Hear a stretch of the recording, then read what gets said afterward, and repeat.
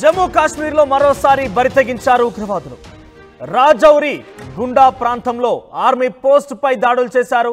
తెల్లవారుజామున 3:30 ప్రాంతంలో కాల్పులు జరిగాయి. అప్రమత్తమై ఎదురు కాల్పులకు దిగారు భద్రతా బలగాలు కూడా. ఇక ఇరు వర్గాల మధ్య భీకరంగా కాల్పులు జరిగాయి. ఓ జవాన్ గాయాల పాలయ్యాడు. ఇక ఆయన కోసం పెద్ద ఎత్తున ఇటు ఉగ్రవాదుల కోసం సెర్చ్ ఆపరేషన్ కొనసాగుతూనే ఉంది. ఇక ఈ నెల 16న దోడాలో జరిగినటువంటి ఘటనను గుర్తు చేస్తున్నారు అటాక్.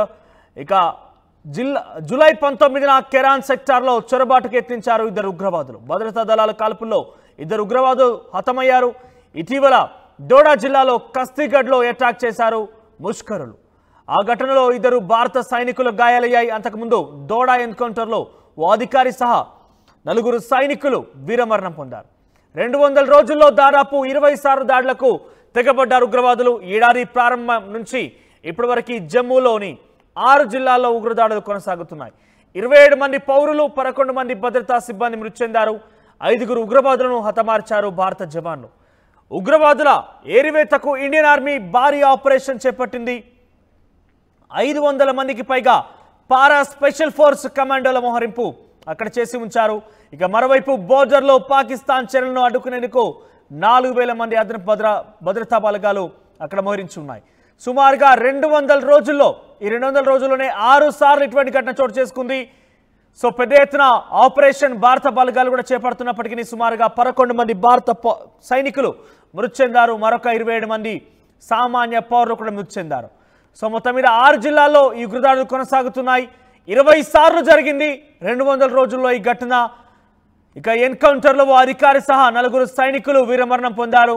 దోడా జిల్లాలో జరిగింది ఈ ఘటన. ఇక పెద్ద ఎత్తున ఈ ఘటనకు సంబంధించి భారత సైనికులకు కూడా గాయాలవుతున్నాయి. ఇక దోడా జిల్లాలో కస్తీగఢ్లో అటాక్ చేశారు ముష్కరులు. ఈ నేపథ్యంలో ఒక అధికారితో పాటుగా 4 సైనికులు మృతి చెందారు. మరో 2 గాయాలు కూడా అయ్యాయి. ఇక జూలై 19న కెరాన్ సెక్టార్లో చొరబాటుకు యత్నించారు ఇద్దరు ఉగ్రవాదులు. ఈ నేపథ్యంలో భారత భద్రతా దళాలు కూడా కాల్పులు దిగాయి. ఇద్దరు ఉగ్రవాదులను కూడా హతం చేశాయి.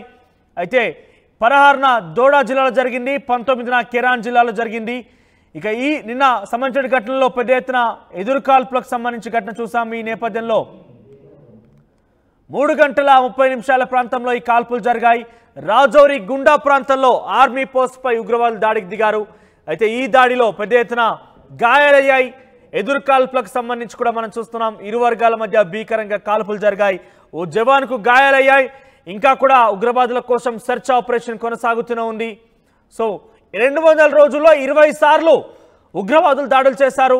27 మంది సామాన్య పౌరులు మృతి చెందారు. 11 మంది సైనికులు మృతి చెందారు. దాంట్లో ఒక అధికారి కూడా ఉన్నారు. 16లో కెరాన్ సెక్టార్లో 16 తేదీన జూలై 16 తేదీన దోడా జిల్లాలో జరిగింది. 19న కెరాన్ సెక్టార్లో జరిగింది. రాజౌరిలో జరిగింది. ఈ రాజౌరి ఘటనకు సంబంధించి ఇంకా కూడా సెర్చ్ ఆపరేషన్ కొనసాగుతూనే ఉంది.